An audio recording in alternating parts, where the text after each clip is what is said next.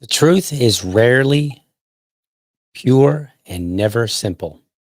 Oscar Wilde, Irish poet and playwright.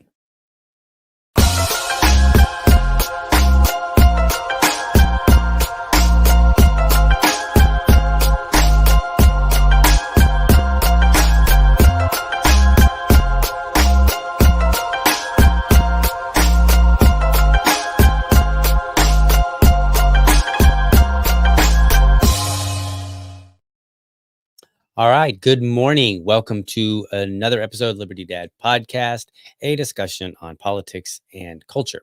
If you're tuning in live, especially thank you for tuning in so early with me.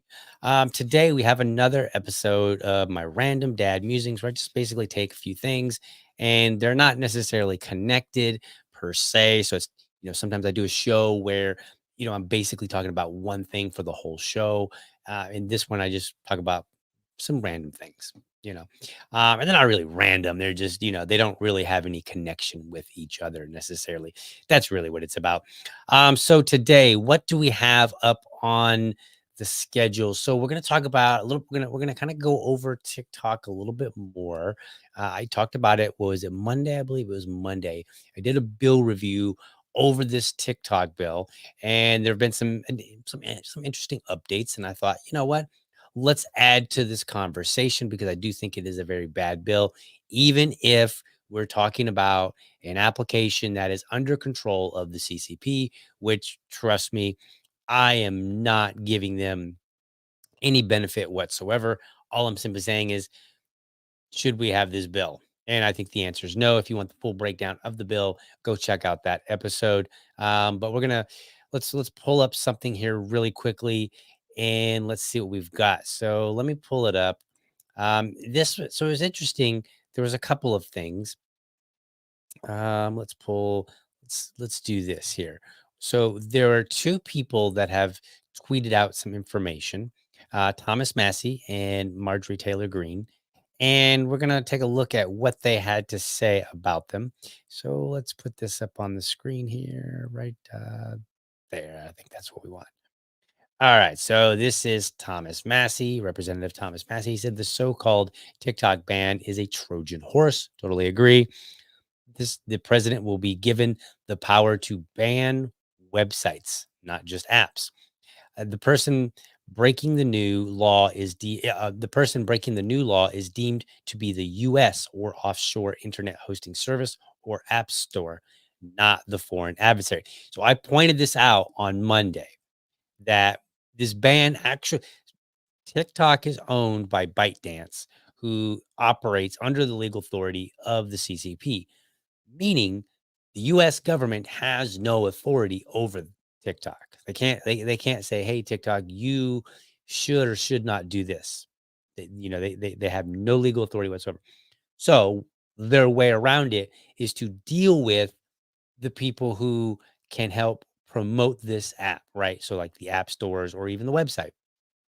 And then Thomas Massey has make sure this gets up on the screen there. And let's see, that's not gonna work. Let's go to this one. How about that? All right, I think that works. All right, so it says, he clips it a little bit and he kind of highlights where it says foreign adversary controlled application. So that's what they call apps like TikTok. And again, I broke this down much further in my previous podcast on Monday, where we go through what does it mean to be a foreign adversary controlled application. Very short definition simply means an application that's under legal control of a country that is designated to be a foreign adversary. And they actually have four countries. They have Iran, North Korea, Russia, and then China, of course. So those are the four countries currently. The term foreign adversary controlled application means a website, desktop application, mobile application, or augmented or immersive technology application that is operated directly or indirectly through the parent company, et cetera, et cetera. This goes on. So again, we are talking about a website so you would not be able to go to a website. You would not be able to download an app, the TikTok version to your laptop. You would not be able to download it to your mobile application, to your mobile. I don't know, British, to your phone, and then the augmented or immersive technology application. I'm not entirely certain what that would actually mean. I mean, I know what augmented or immersive technology is. I'm not sure what an example of that is exactly because I don't use any of that kind of stuff. And then he has another clip here where it says prohibition of foreign adversary controlled applications. And it goes down and it says it shall be unlawful for an entity to distribute, maintain, or update a foreign adversary controlled application by carrying out within the land or maritime borders. And then he highlights providing services to distribute, maintain, or update such foreign adversary controlled application, then down here, providing internet hosting services. So, in other words, it's more than just you can't have it on your phone because they will. And if you, again, in the bill review I did, I show where they have civil penalties against companies that do this. So Apple or Google, if they permit you to download a copy of TikTok on your phone or even update it, they would be punished.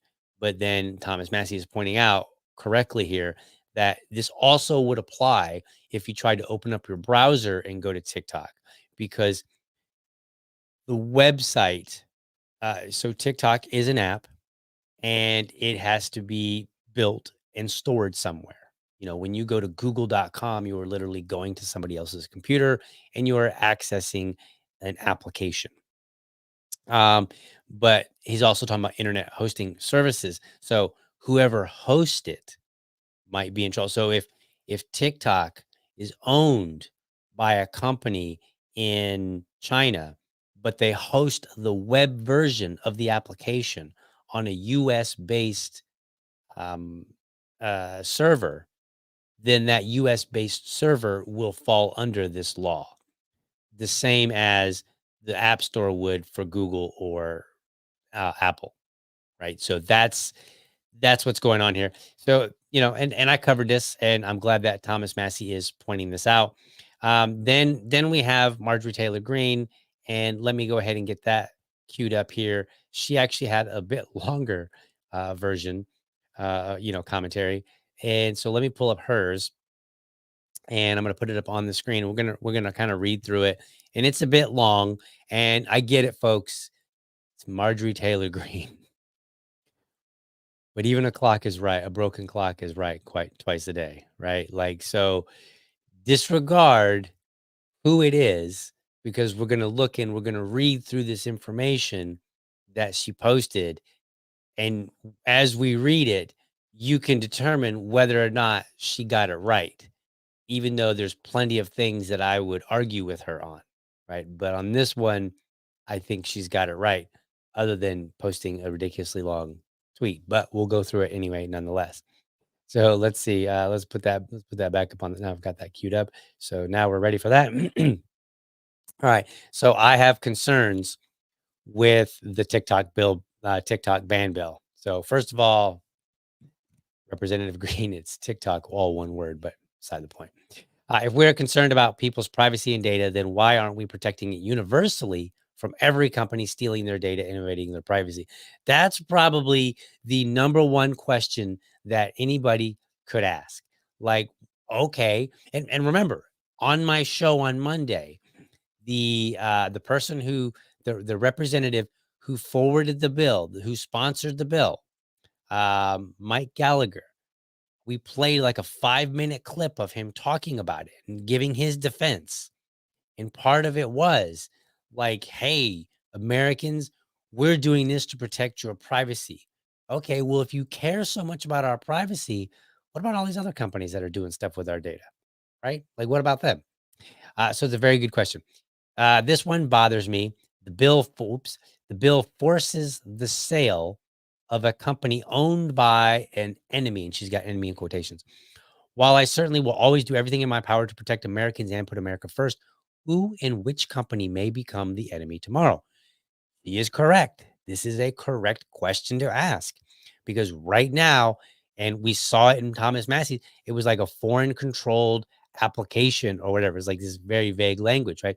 And then if you dig into the bill, you find out that What that means, a foreign controlled entity app, I can't remember exactly the terminology, but the what she's the how it's defined in the bill specifies four countries, and actually the bill itself doesn't specify four countries. The bill actually refers to another part of U.S. statute where four countries are defined as foreign adversaries. So I want you to think about this for a moment. The bill says if you are under legal authority, we're just going to make it simple. If you're under legal authority in a foreign country that we deem as adversary, that's defined in existing statute, then then US based companies cannot offer it to you. Now, that's that bill. What if that bill passes and then later somebody comes along and says, well, we need to update who we consider to be a foreign adversary? Well, that part of the statute is like when you read it, it doesn't have any immediate connection to the TikTok ban. So that one could easily go under the radar and they could be like, well, we're going to add this country too, right? We're going to add this, right? So this is how our legal system works. It's interconnected in this way. And so even though you might read a bill and say, at face value, I like this bill, it doesn't mean that it can't change because there could be references elsewhere. And when those references get updated, it may not be immediately obvious that the bill that you supported also, once upon a time is also part of that. And the second item that I have for today is going to basically be the same problem. So let's continue on. We have seen the government choose which speech is accepted and which speech is hate speech and which speech is misinformation and which speech is not accepted. Yes, we have seen the government do that, either formally or informally, right? Like a lot of people from government have come out and said, like, this is not acceptable, this is acceptable, so on and so forth. And even if it doesn't get codified into law, the fact is, members of our government are consistently changing things on us. So we have to be very diligent about what legislation we allow to get through. Then through the DHS, tells social media and big tech who to censor and who to shadow ban, while the accepted quote good speech was promoted widely. Okay, so she's kind of referring to things like the Twitter files, right, where the FBI did have a hand in who got silenced and what information was allowed to be permitted. And some of that was more direct, and some of that was more indirect, kind of like, hey, you should probably do something about this. Well, when the government comes, a lot of companies for whatever reason, will capitulate. All right, so we watched Democrats and the media cheer for violent BLM riots for months in 2020 and drop over 95% of charges. Then Biden's DOJ turn and continuously prosecute January 6th protesters, including nonviolent and those who never entered the Capitol. So these are whether you like Marjorie Taylor Greene or not. This is data that you could go and look and factually determine, is this true? Now, I don't know specifically if it's like 95% and stuff, but we do know that a lot of people that were participating in the BLM riots, where the government did not go after them in the same way that they went after the January 6th protesters. Now, I want you to think about this. The January 6th protesters included people that were basically doing some dumb things and doing some things that maybe some people could argue were very detrimental. Okay. And when I say that, I mean, like, is it detrimental that the dude stole the podium, right? Or the lectern guy? Like, is that a big deal or not? Like detrimental to our government, not like, did he steal something? Yes, he stole something. And when you steal stuff, you should be punished for it. You should only be carrying around stuff that you personally own or that you have been given permission to. But the big deal over January 6th was not like, man, somebody took our lectern. This is a huge deal. We better go. It was, hey, we almost lost our democracy. Okay, well then focus on the people that actually caused that you say might have lost the democracy. January 6th protesters who never entered the Capitol weren't that. Neither were people that stole stuff that didn't matter, right? And again, we're talking about in the context of whether or not we lost our country. Like, arguably, nobody's going to say the guy that stole a lectern almost cost our democracy. Like, that would be crazy. You're right. And the government did. They went after people with a heavy hand, but we didn't see the same thing from many of the BLM protests. And so what does that mean? That means the government was more interested in protecting itself exaggeratively than they were the American people, which is weird because we're talking about a bill that supposedly is going to protect American people. So maybe what the government is, maybe the government just wants more power, right? At the end of the day. All right. So let's continue on here. Um, In other words, once we go down this road, who's to say that a future Congress and admin won't declare a company to be owned by an enemy purely based on politics and speech that the current admin doesn't like X or Truth Social? So she's certainly right. Like, what stops these definitions from changing elsewhere that would impact this bill if this bill were passed, right? Because this bill is not self contained, it relies on information from other statutes in the US code. And those things could change and they might make sense to change, but it might not make sense for those to change and then be applied to the TikTok ban bill. All right. When TikTok is sold, who will buy it? And why is the expectation that it will be better? It's another great question. Who is going to buy it? Now, I didn't look it up, but I'm going to assume that TikTok is every bit as valuable in the marketplace as Twitter. At least, we know that Elon Musk spent 44 billion to purchase Twitter. So one can only imagine how many billions it would cost to buy TikTok, which means if they have to sell it, there's a limited number of people that can buy it. I certainly can't. And then if we say, well, if it let's say the bill passed and TikTok capitulates and they say, all right, well, we you know, better to have this app out there and us get some money for it. So we're gonna sell it. Well, they can't sell it to anybody else that's in China. So any of the billionaires that might want to buy it that have the money to buy it in China, they're gonna be off limits because they're gonna be under the same problem. So it only means that billionaires who reside and are under legal authority in some way of a country that is not deemed an adversary are going to be eligible to buy it. So we already have a small pool of people because the app is going to be very valuable, which means only people with a lot of money can do it. And then we narrow it down by saying, all right, but only people that have a lot of money in countries that we like. So who is going to buy it? Would it be Elon Musk? Would it be um, would it be like Mark Zuckerberg? Like who would it be? It's going to be a limited number of people. And then you can even think of it in terms of this. It would probably be even more limited. Now I'm kind of guessing here, but I think it's a fair guess. It's probably going to be even more limited because not every billionaire is going to want to buy it. I mean, I want you to think about this. There are some billionaires that made their billions in entirely different industries.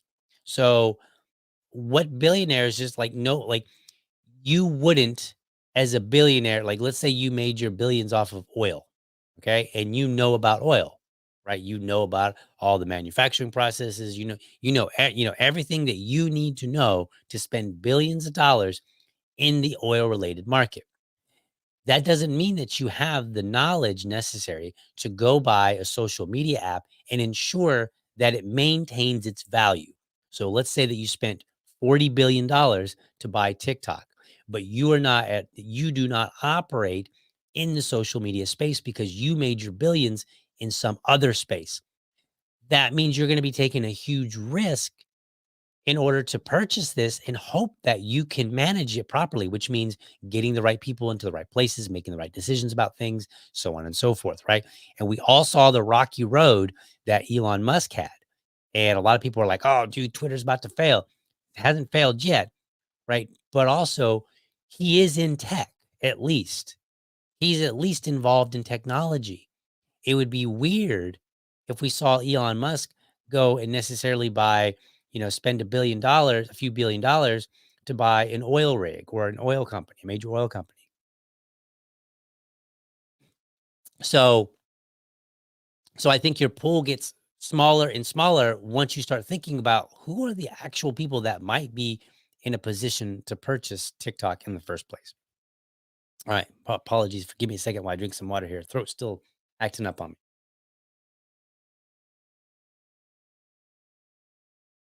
Okay. Uh, if it's Meta, the content will be very unlikely to change. Therefore, all the conservatives who think this bill will protect our children will be greatly disappointed when it doesn't change at all. The same gender lies are all over Instagram, just like they are on TikTok. Now, we can disregard what she believes about gender. And a lot of conservatives might be buying into this. And so, what she's saying is like, look, conservatives, if you think that TikTok will get better by being purchased, consider who purchases it and consider whether or not you like the way they run that app. If Meta, basically Mark Zuckerberg, if Facebook were to purchase this, maybe not Facebook specifically the company, but just work with me.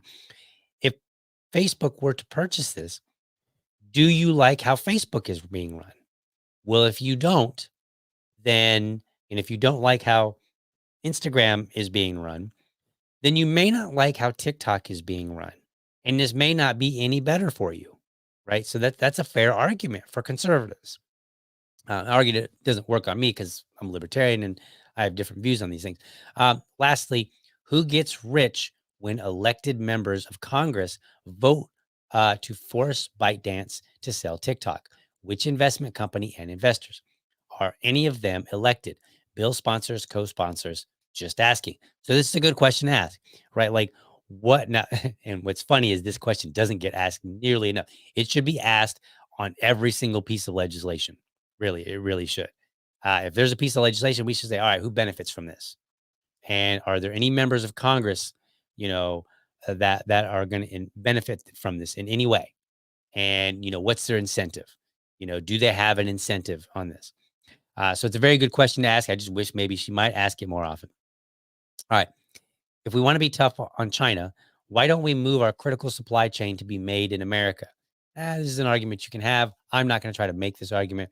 Why don't we ban the Green New Deal, which forces America to rely on China for EV batteries? Fair question to ask. Why don't we become energy independent again by opening up drilling all over America and rebuilding every sector of fossil fuel energy in the US and dominate the world? Why don't we make decisions that strengthen our dollar?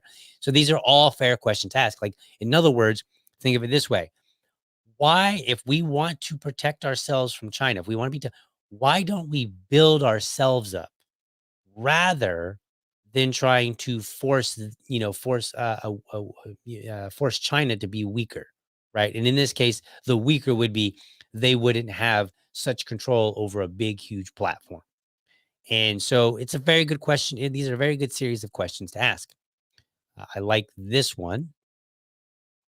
If, as parents, we don't like what our children are being exposed to, then why don't we be parents and stop our children from being exposed to it? This will get you in a lot of trouble if you talk like this. But let me tell you a quick story. This literally happened like in the last couple of days.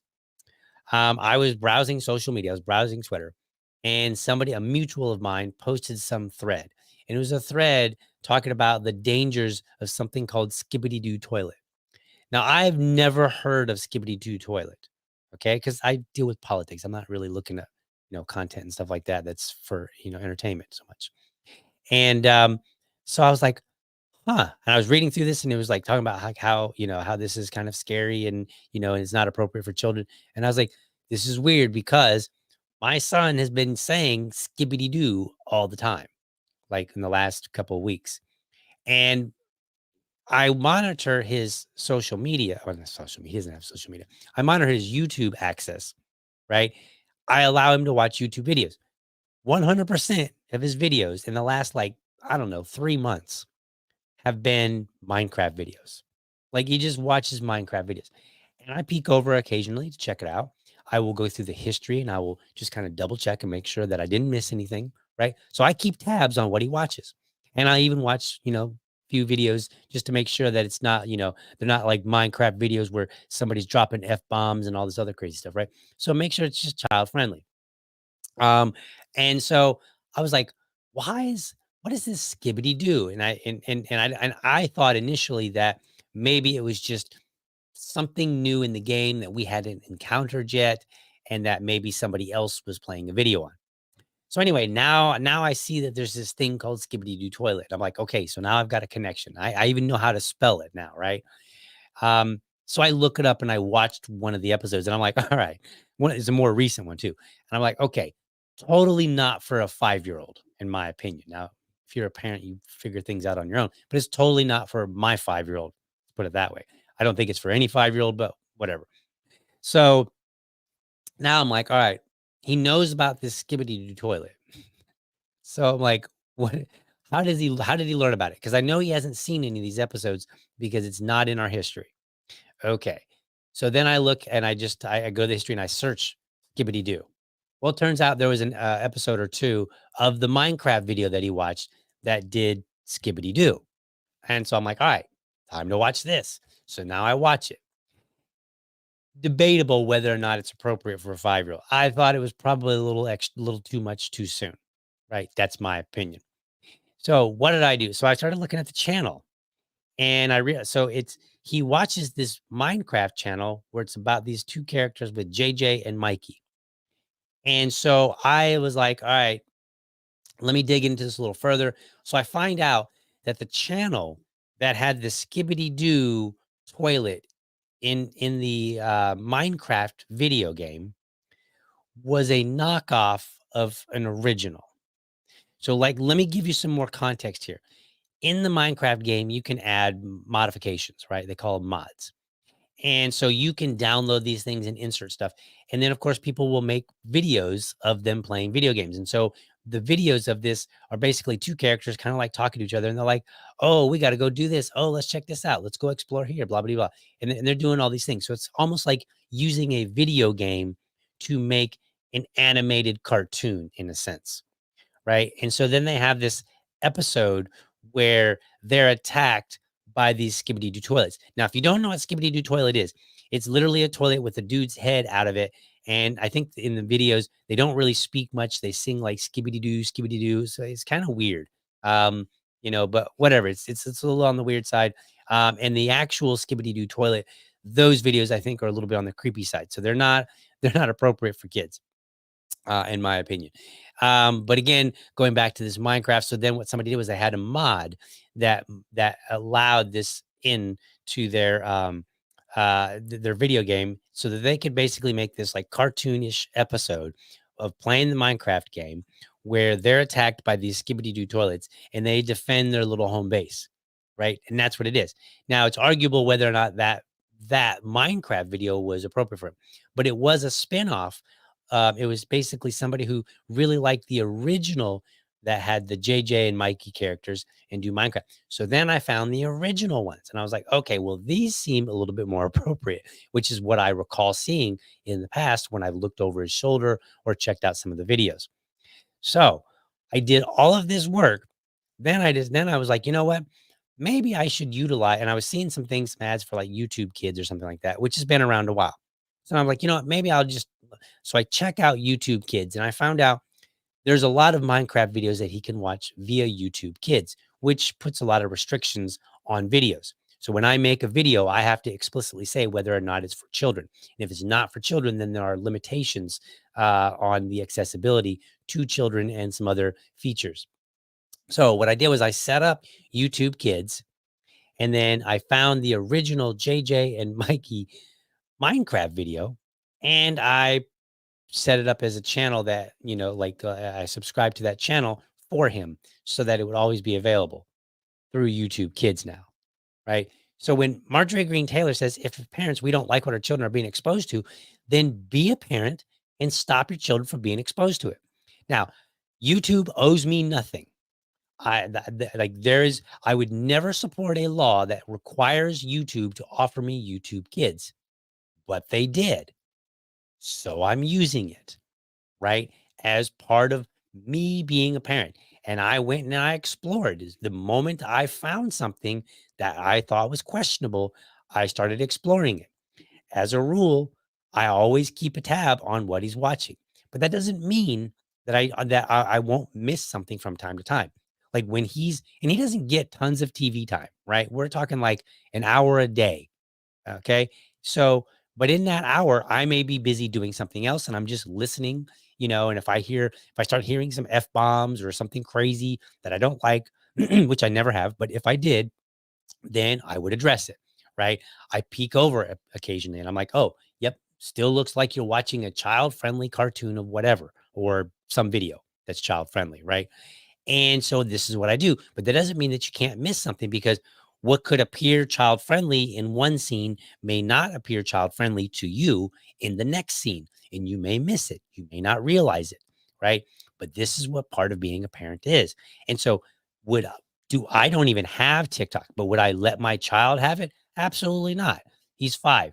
He doesn't even have a cell phone. He doesn't have any of his own electronic devices, at least as we consider him. All of his electronic devices, if you will, are going to be like Hasbro type stuff, right? Like, so they're not even internet capable. So I totally number 5, in my opinion, probably should be number 1, but you can make your argument. All right, so let's see here. Then let's go on with what else she said. She says this might confuse some, but others will get it. Lastly, as a Christian, I like what Jesus did. He had dinner with sinners because he came to save them. I'm not really sure what that has to do with the TikTok bill. I mean, I guess maybe she's going to have dinner with the CCP. I'm not really sure what that exactly means, but maybe if for those who are Christian that are listening or watching this, maybe you will understand that. No criticism there. I just don't know what it means. And then she says, last thing, one more thing. I'm typing this on my Apple phone. How many other members of Congress have Apple phones made in China? Right. And so that's a very good point as well. So I think that regardless of what you think about Representative Green, I think she has made some very valuable points in this TikTok ban. And I oppose, as I did on Monday, I still oppose the TikTok ban. And I think it is, as Thomas Massey said, it is a Trojan horse. And it can possibly be used later by people in politics who end up not liking something, or it doesn't have to be nefarious like that. It could just simply be that later on we make changes elsewhere that have an impact, right? We make changes. So I thought that was kind of interesting, and I'm glad to see that it's getting some momentum. The opposition is getting some momentum because I just think that the bill is a very bad bill, and we should absolutely not support it. All right, let's move on. What else do we got today in our random dad musings? Well, the next thing up is actually interesting because we were just talking about the impact of when a bill has something in it, when a bill references another part of the statute, and then that statute might change. But what happens when a bill references something that's not even in the statute? Well, let's take a look. So Christy Nome out of South Dakota, she authored a, or she didn't author a bill. She signed a bill recently, and this bill, and I'm pulling it up, so give me just a second. So this bill um, would define anti-Semitism, but actually it kind of doesn't. So let me see if I can find that clip here. All right, so there we are. Give me just a second. The way Twitter does it makes it very difficult, and I've been trying to do a better job of keeping these things set up. All right, so here we are. So let me go to, let's go to here. We're going to play this video clip of her talking. And so this is from her own tweet. And she says, South Dakota has passed legislation to stop anti Semitism. Okay. I want you to pay careful attention to the words here. South Dakota has passed legislation to stop anti Semitism. This will be model legislation that other states can implement to stand with our Jewish brothers and sisters and stand with our ally, Israel. So let's go ahead and hear what she has to say. It's just like a, 1-minute clip. And let's see, let's get this up on the screen here. All right. So there we are. I know in South Dakota, you've got a bill. I think it's a new bill combating anti Semitism or reaffirming old bills. Could you just tell us a little bit about that? Because it's such an important issue. Well, this is a bill that defines what anti-Semitism is, and it has examples that we put in statute that will be used as model legislation in every other state. So he said this bill defines anti-Semitism and it puts examples. Let's play that. Let's play it back really quickly because this is going to be very important in just a moment here. Put in statute that will be used as model anti-Semitism is, and it has examples that we put in statute that will be used as model legislation. Okay, so the bill defines anti-Semitism and it has examples that we put in statute. Keep that in mind. Every other state to make sure we're defining what a hate crime is and that we can prosecute those who engage in it. It really is the strongest language in this country to push back on some of what we've seen for hatred being spread across this country since the October 7th attacks. So I was devastated to see some folks in this country be uneducated and some maybe purposefully stand with pro-Hamas and attack our allies, Israel, and our brothers and sisters in the Jewish community. So this bill we signed into law today in the rotunda of our Capitol. We had hundreds and hundreds of people there. It was amazing to see the unity and the support. We have one of the smallest Jewish communities in the entire country, but we dearly love them and stand with our allies and are proud to sign this bill that I believe many, many, many other states are going to use because it gives them strong language that we can win in court and prosecute those who engage in hate crimes. Congratulations on that. We appreciate it. Governor Kristi Noem, thank you ever so much. Good to see you. Okay, so we're going to take where are we here? So we are going to we're going to pause. So we're going to take a look at this bill. It's not a full-on bill review because it's literally like one paragraph. It's not very big at all. But I want you to keep in mind what she said, right? She said we define what anti-Semitism is. We include examples of what that means, and we're going to prosecute hate crimes. And she said, hey, it was very sad to see that people were siding with Palestine over Israel and saying very mean things. Again, those aren't crimes, by the way. Whether we like them or not, you might say, hey, you know what, I don't think you should be standing with Palestine, I think you should be standing with Israel. That's fine. You can have that argument, but there is no crime in saying, I think one country is more correct in this conflict than another, right? Or entirely correct and the other one's entirely wrong. Like that is in itself not a crime, right? It's not a crime to say I support Israel any more than it's a crime to say I support Palestine, right? Or I oppose Israel or I oppose Palestine or Hamas or however you want to phrase it, right? None of that is a crime. So let's pull up. Let's just take a look at the bill that she passed or that she signed. So this is House Bill 1076. Let's cut right to it. All right. So 1076 enrolled. Now, as you can see here, that's the extent of it. I mean, this is just where she signs it, right? So there's no actual language here, right? It's all literally right here. I can literally fit it on the screen, the whole bill. So let's read it. In reviewing, investigating, or deciding whether an alleged violation of this chapter is anti-Semitic, the Division of Human Rights must consider the definition of anti-Semitism. For the purposes of this chapter, the term anti-Semitism has the same meaning as the working definition of anti-Semitism adopted by the International Holocaust Remembrance Alliance on May 26, 2016, including the contemporary examples of anti-Semitism identified therein. Nothing in this section may be construed to diminish or infringe upon any protected right under U.S. Constitution, and then it points to the code. So she actually wasn't speaking truth because this bill doesn't define anti-Semitism, nor does it have working definitions within it. What it does is defers to another entity. And I did a podcast episode on this as well for the bill that was for Florida. I think it was Florida. Florida has a similar bill that does the same thing, and we walk through it. So let's take a look at that definition. But I want you to keep in mind, she said on national TV that the bill defines anti-Semitism, but it doesn't. It just says it defers it to somebody else's definition, and it also defers to their working examples to kind of tell you what it means. So let's take a look at what that looks like, and then I'm going to pull that up here. So give me just a second as I move some screens around and whatnot. All right, perfect. So we're going to go to the International Holocaust Remembrance Alliance website. So let's cut right on over there, and I think I may have to adjust the screen here. So give me just a second, and I will resolve this so that it doesn't look so weird. So let's make these a little bigger here. All right, so I think this will work. All right, so let's fix that. All right, so we can fix these on short order here. Apologize for that. Let's take a look. All right, so we're going to, there we go. Okay, I think this works. All right, and let's see here a little bit. Can we? All right, so I think that's going to have to work for now. For whatever reason, the browser is just being uncooperative, and I don't want to play with it while we're on screen. So this is the International Holocaust Remembrance Alliance website.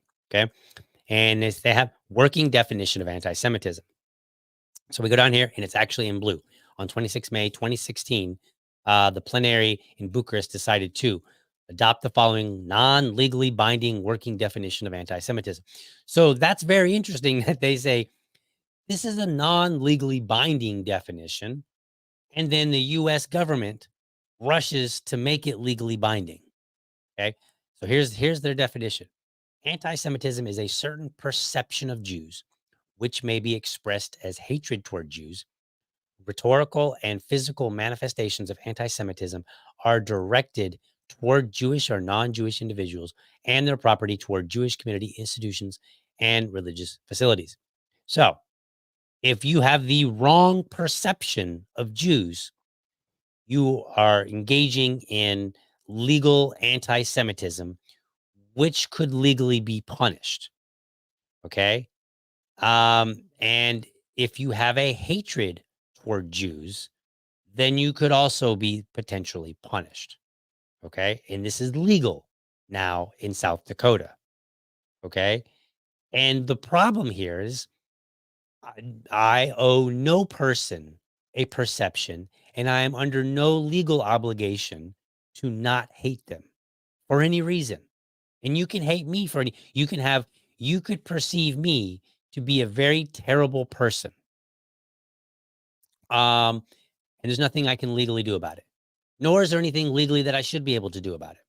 You could also perceive me, you could hate me for whatever reason you want. You could say, DL, I hate the fact that you're on your podcast every morning and you're talking about this stuff. And I don't like any of your ideas. And I just hate you.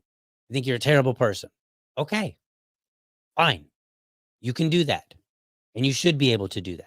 There should be no law against it. And you should never be punished for that. Now, if that manifests into a physical thing, you assault me, you damage my property, something you steal from me, those kind of things, then yes, you should be punished for that. Okay. And it's kind of weird because this is a Republican governor, and Republicans have kind of been the ones to say, well, we're not on board with like hate crimes and all these ideas. Like, a crime is just a crime. Like, if you hit somebody, why does it matter whether you dislike them ahead of time, or or had a long-standing hatred against them? But the only thing that matters is that you thought it was acceptable to go up and hit somebody, right? But now Republicans are starting to shift. They're starting to shift and say, you know what? Maybe for our favored group of people, maybe these kind of things that we once railed against aren't so bad. So let's just take a quick look at some of the things. So here it says, contemporary examples of anti-Semitism in public life, the media, schools, the workplace, and in the religious sphere could, taking into account the overall context, include, but are not limited to. So let's see what some of the examples that Governor Nome said are in the law, but aren't in the law because they're elsewhere in something that the South Dakota legislation or the U.S. government has no control over. Calling for, aiding, justifying the killing or harming of Jews in the name of radical ideology or an extremist view or religion. Good with that. I have no issue. So that's not a bad example. Making mendacious, dehumanizing, demonizing, or stereotypical allegations about Jews as such, or the power of Jews as collective, such as, especially but not exclusively, the myth about a world Jewish conspiracy or Jews controlling the media, economy, government, or other societal institutions. So, in other words, in South Dakota, they have enshrined it in law that you could be legally punished for making dehumanizing comments about the Jews or for saying, oh man, them Jews run the whole world. Just for saying that, right? Now, it probably wouldn't play out like that.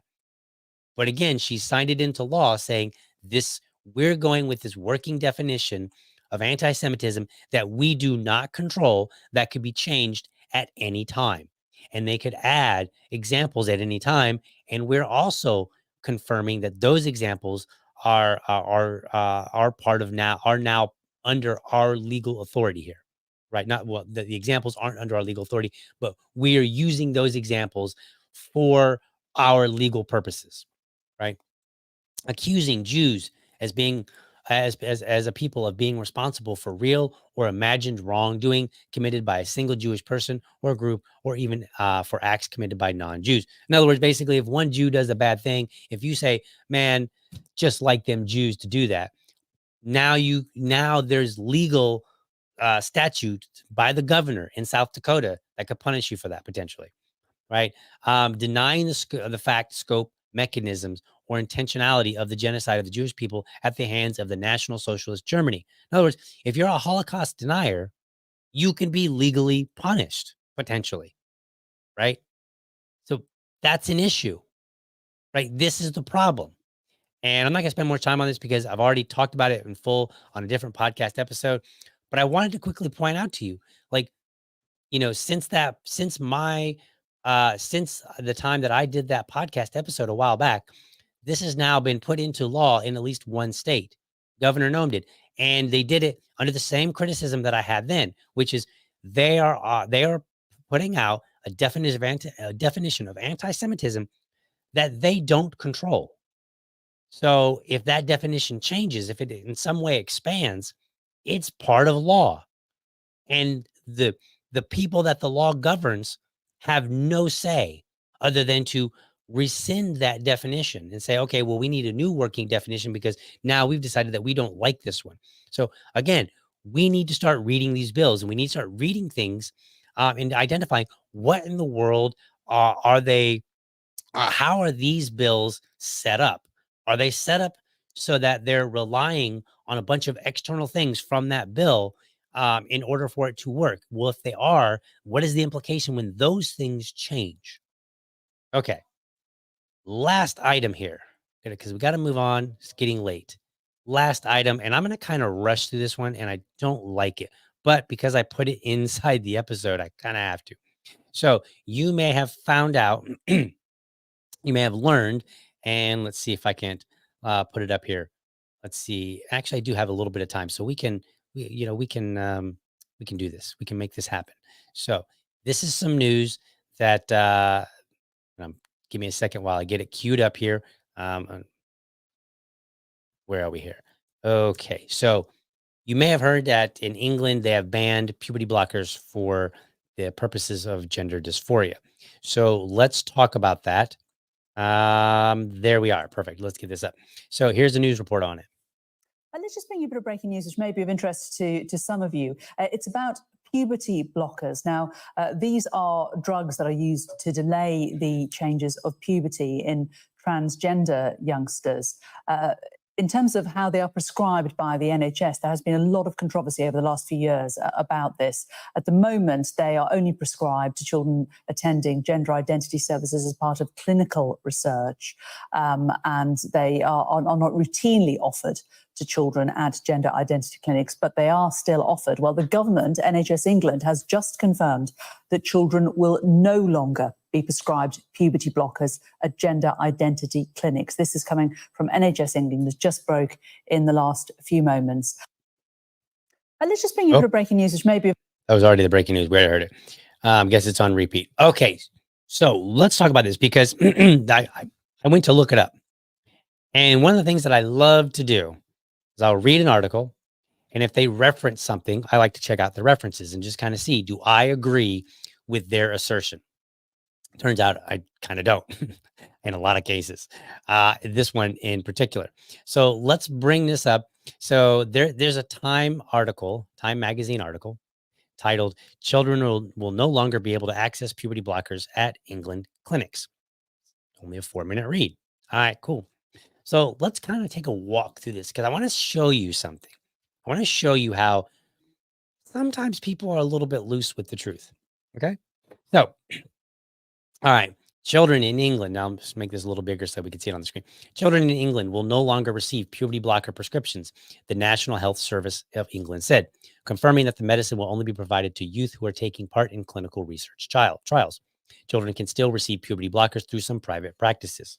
Hold on for just a second.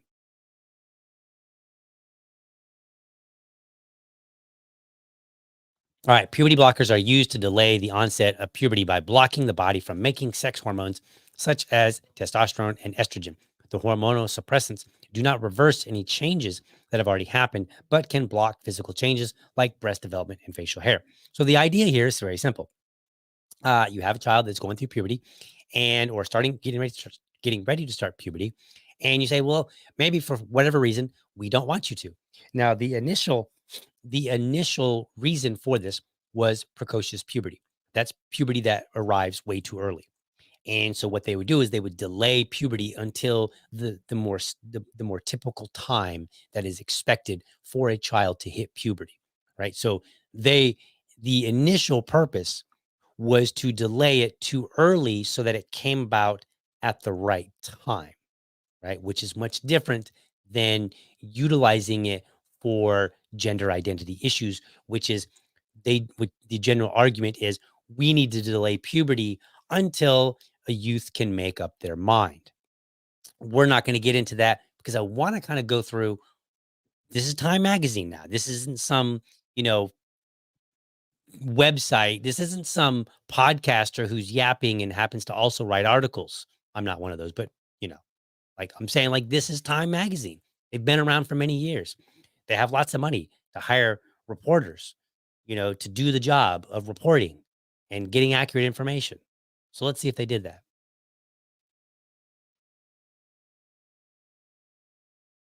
Apologies for the coughing here. All right, we have concluded there's not enough evidence to support the safety or clinical effectiveness of puberty blockers to make the treatment routinely available at this time. An NHS England policy document released on Tuesday read. All right, so we're going to go down here. We're not going to read the whole article because we got a lot of information to fly through. All right, so let's see. We scroll down here. Let's see. Here it is. While the recent decision by the NHS cites a lack of research surrounding the long-term effects of puberty blockers, the treatment has been medically accepted practice since the late 1980s, according to Scientific American. Gender-affirming care is supported by numerous associations, including the American Academy of Child and Adolescent Psychiatry. So, right here, according to Scientific American, practice has been well accepted since the 1980s. So we go to Scientific American. Right, here's the start. What are puberty blockers and how do they work? And I will put everything in the show notes so that you can go and read all of this stuff for yourself. Probably take a couple hours. All right, so we scroll down here. Let's get to where where they're making references to things. Okay, these medications are well studied and have been used safely since the late 1980s to pause puberty in adolescents with gender dysphoria. Okay, so well studied, safely used since the 1980s, specifically for gender dysphoria. They have been used routinely for even longer in children who enter puberty too early and in adults with a range of other medical conditions. Puberty blocking medications are a part of class of hormonal therapies that include birth control pills, treatments for menopause symptoms, treatments for certain kinds of cancer, and more. All right, so here's where we start having a little bit of fun.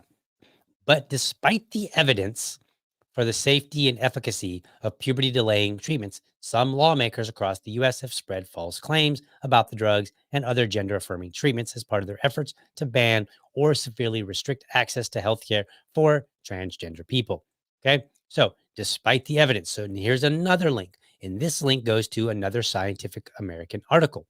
So, we go to that article, right? And up at the top here, here's the title: What the Science on Gender Affirming Care for Transgender Kids Really Shows. Now, mind you, I'm 3 links in, or 2 links in now, right? I started with Time and I linked to Scientific American. Then I have to link to another Scientific American. So imagine if you're the average Joe who's like, all right, let me look into this and see if if the studies do support this. Like you're in multiple articles now, right? Reading. So now we scroll down here. And where is it here? Um, and so, okay, so it's going through and it's telling you kind of like laying the history, like, okay, here's what's going on, here's the lay of the land, so on and so forth. So then we go down here and there's a video that you could watch. I didn't really find any useful information there. So here's something very, very interesting. The truth is that data from more than a dozen studies of more than 30,000 transgender and gender diverse young people consistently show that access to gender affirming care is associated with better mental health outcomes. Hmm. All right. That sounds like a lot. 30,000. If you have studies of over 30,000 kids, transgender and gender diverse young people, then maybe we should take heed, right? Like maybe. Like that's a lot of people. And the more that you do these kind of studies and the more people that you have in them, the stronger the study is. Like if you do a study of like 50 people versus a study of 500 people, the 500 people is going to give you a better representation than the 50. So 30,000 people seems like a lot, especially when the transgender community appears to be very small. You might almost think like, wow, was that all of them? Was that all of the kids? Like, did you just study all of them? So let's take a look. So that leads to a Psychology Today article. So we go over to the Psychology. Nope, I'm sorry. Psychology Today. And this is written by Jack Turban. I think it's Turban. And it's the evidence for trans youth gender affirming medical care. And it says key points: 16 studies to date have examined the impact of gender affirming medical care for transgender youth. Okay, cool. And this article was initially written in January of 2022. Okay, existing evidence suggests that gender affirming medical care results in favorable mental health outcomes. And then all major medical organizations oppose legislation that would ban gender affirming medical care for transgender adolescents. So let's focus on these 16 studies because, as it happens, if you read through here, he actually kind of gives you a nice little summary of each one. Now, I want you to remember, why is this here? I want you to remember, we started off in Time Magazine, who said that this has been a well accepted practice since the 1980s. Okay. And then it references Scientific American. We go to Scientific American, and they say there's plenty of evidence for the safety and efficacy. And they link to another Scientific American article. And this one links to and says more than a dozen studies show that 30,000 transgender and gender diverse young people consistently show that access to this type of care improves mental health. So then we click on that link. We're at Psychology Today, where he's kind of walking through each of the 16 studies. We can go through them very, very quickly because I want to show you something. Study number 1. This study from the Netherlands followed 70 transgender adolescents. Okay. Study number 2. Another study from the Netherlands. This one followed 55 transgender adolescents through pubertal suppression, gender affirming hormone treatment, and gender affirming genital surgery as adults. Okay, so 50. So we're at 70, 55. We go down. Number 3. This study is from the United Kingdom.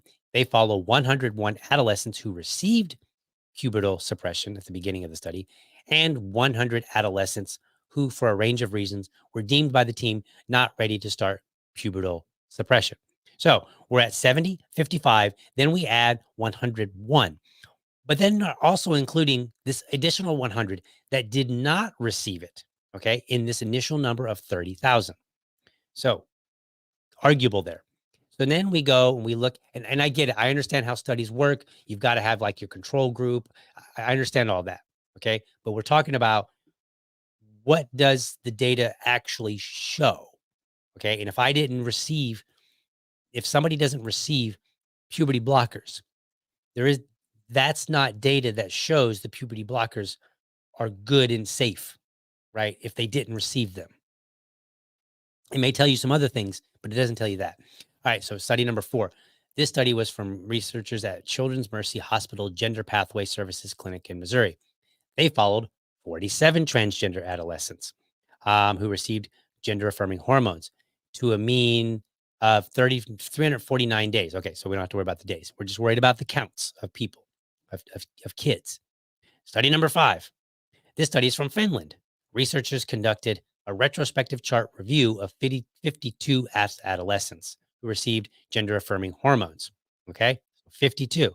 So think about this: 70, 55, 52, 47, I think was another number, 100, 101, right? Very, very small numbers in all these studies.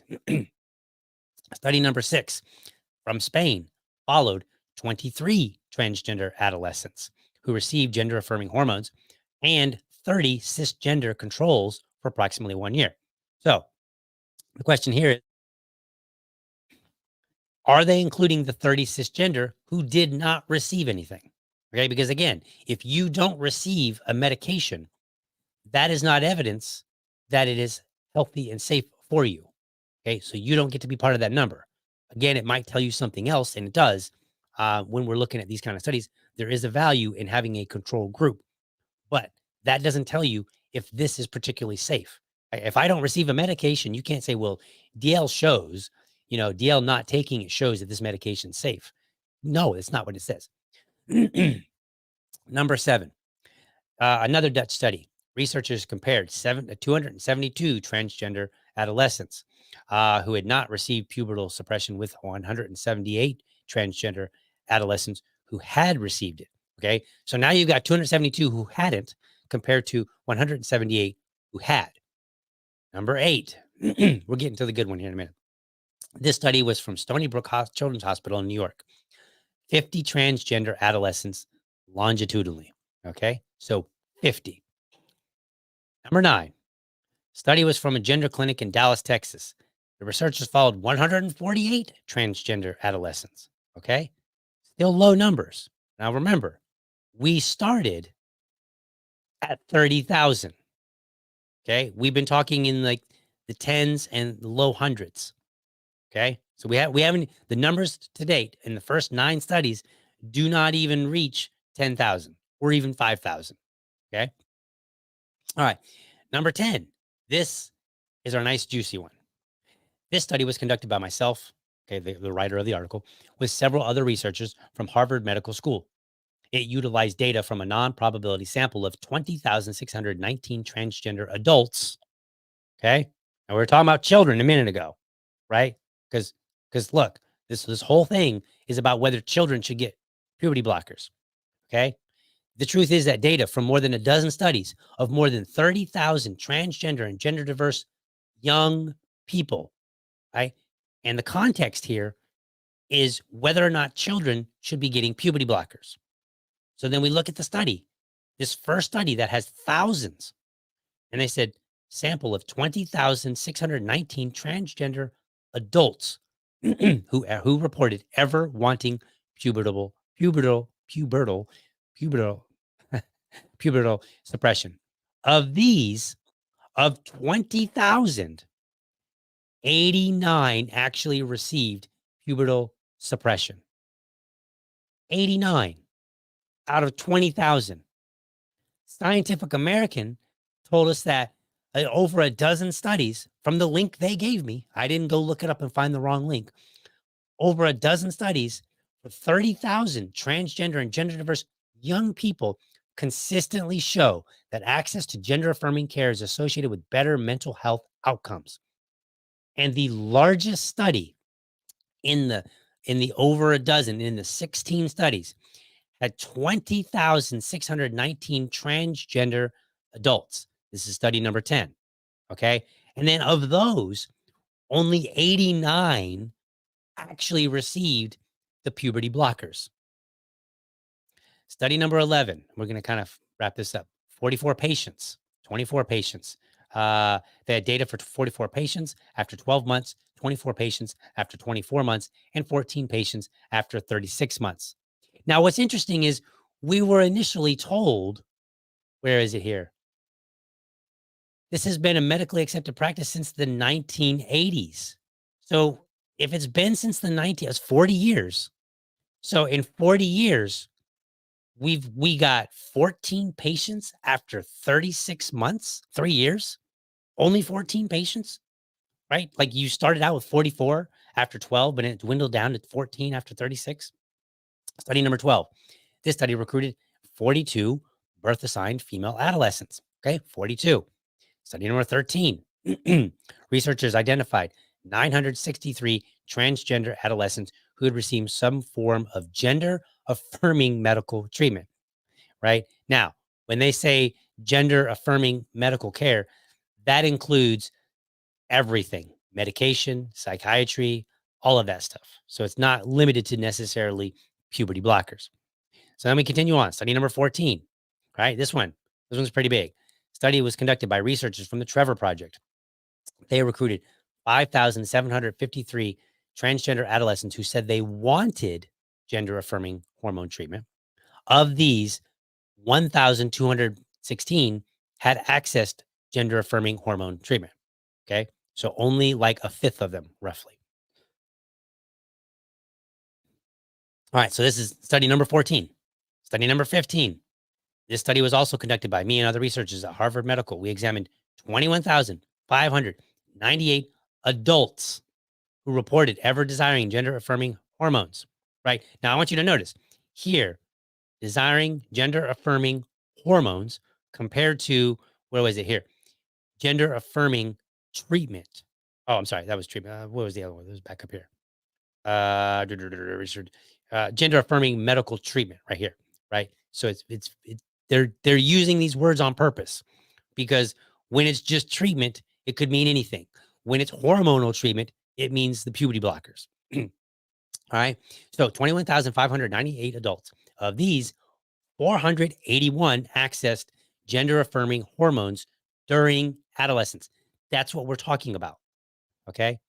12,257 accessed gender affirming hormones as adults, and 8,868 were never able to access gender affirming hormones. Okay. So the numbers of, again, more than a dozen studies show that more than 30,000 transgender and gender diverse young people, this is Scientific American, and it's being cited by Time Magazine. And when we go and we look at it, we find that no, this is not true. All right. Maybe this is study number 15. There were 16. Maybe it's the last one, right? This study was prospective cohort study from Seattle Children's Gender Clinic. The researchers followed 104 transgender and non-binary youth who were receiving gender affirming medical treatment. All right. Again, medical treatment can include psychiatry and non-pharmaceutical treatment. So, in conclusion, Time Magazine is not telling the truth any more than Scientific American. People are being lied to. They're being, at best, the evidence is being exaggerated. At worst, it's a flat out lie. Now, since it's Scientific American and you're supposed to be a reputable magazine, I'm going to call it a lie. Because if I turned in a college paper that said 30,000 people were identified and proved that this is safe, and then we find out when we look at my sources, that actually it was in the hundreds of people that actually received this, I would rightfully have failed that paper, maybe even the course, because that is academic fraud. They are lying. It is not. It is over a dozen studies, but it does not. It's not over 30,000 people that consistently show this gender affirming care is results in what they say it results. They're simply taking all these numbers of people, adults and children, dumping them into the same bucket and saying, see, 30,000 people have been studied and it proves our results. And we're not even talking about like some of these, there were like 2 of those studies that were from the Netherlands. So we don't even know which of those studies may have had overlapping patients. Because if let's say in this, let's say that 50 people, let's say there was 2 studies of 100 people and 25 in each one of those studies are the same people, then it's arguable whether then you can't conflate those numbers, right? Because if you had 100 and 100 and 25 were the same people, then what you really have is not 200, you have 175 people. So this is fraud. This is absolute lies on the data when you search it out. And like I had a whole bunch of other tabs, but unfortunately, really, really late today, going way beyond on my random dad musings. I might as well call this a random dad rant. Maybe I will change that. Maybe I'll change it to rantings. I don't know yet. But anyway, that's what I wanted to point out to you today is that, some of this information isn't what it says it is. And we need to be mindful of it. And the way that you're mindful of it is you just simply go and read. All I am is a guy that can read. And when I read 30,000 and then I go and I look and the numbers don't add up to 30,000, right? When it tells me 30,000 young people and then the greater majority of those thousands are adults, that just takes a simple reading. You don't need to be an expert to read that and say, no, this is not correct. We are not being told the truth. All right. And then read the bills. Again, like I said, Kristi Noem, Governor Noem, she's like, hey, in her own words, that was her. She said it. She was like, well, we we have put into law this definition. No, you put into law somebody else's definition. TikTok banned the same thing. There's a lot of questions that need to be answered, that are reasonable questions, regardless of who they're coming from. Normally, I wouldn't cite Marjorie Taylor Greene as a resource. However, when I read it, I was like, those are legit questions, whether you like her or not. They're legitimate questions and they need to be answered. So, folks, make sure you start reading stuff. Just dig in. You don't got to be a scientist, right? You could be just a regular old schmuck that can read and then put things side by side and say, well, that's not saying what you said it says. You're lying. And you'll be surprised how often that happens in journalism. All right, folks, thank you for watching. I hope you enjoyed this episode and found it informative and inspiring. I want you to be sure to catch me Monday through Friday, 7 a.m. Eastern, for an informed discussion on politics and culture. Make sure you are subscribed to my YouTube channel or my Rumble channel if you prefer. You can go to youtube.libertydad.com. You can go to rumble.libertydad.com. And while you're there, throw me in a comment. Let me know how I'm doing. Last but not least, if you are a champion of liberty, your business is people and your product is liberty. I want you to have a great week. But for now, catch you next time because I'm out.